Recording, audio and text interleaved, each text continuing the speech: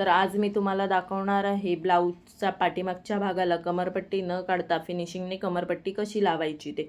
तर त्यासाठी आपल्याला काय करायचं आहे, अस्तराच्या भागापेक्षा मेन फॅब्रिक हे 1.5 इंच जास्त ठेवायचं आहे आणि सरळ भागावरती सरळ भाग ठेवून घ्यायचा आणि आपण जो 1.5 इंच खाली ठेवलेला आहे, सोडलेला आहे एक्स्ट्राचा भाग, तो खाली सोडून द्यायचा आणि अर्धा इंच शिलाई मार्जिन घेऊन आपल्याला एक टिप मारून घ्यायची आहे।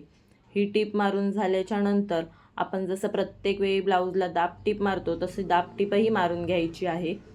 ही दाब टिप मारून झाल्याच्या नंतर ब्लाऊज परत पलटवायचा आणि मेन फॅब्रिक हे अस्तराच्या साईडला थोडं थोडं दुमडून एक टिप मारून घ्यायची। 1 इंचाची पट्टी तयार करून घ्यायची आहे आपल्याला तिथे।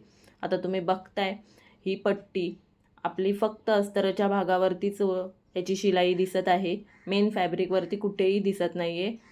तुम्हाला मी जवळून दाखवते। ही खूप छान पद्धतीने फिनिशिंगने आपली पट्टी तयार झालेली आहे। याच्यामुळे ब्लाऊज पाठीमागच्या साईडने उचलत नाही आणि खूप छान पद्धतीने बसतो। वरच्या साईडने अजिबात शिलाई दिसत नाही, हात शिलाई करायची गरज लागत नाही आणि त्याचबरोबर आपली कमरपट्टी लावून सुद्धा होते। तुम्ही व्हिडिओ आवडला असेल तर लाईक आणि सबस्क्राईब करायला विसरू नका। थँक्यू।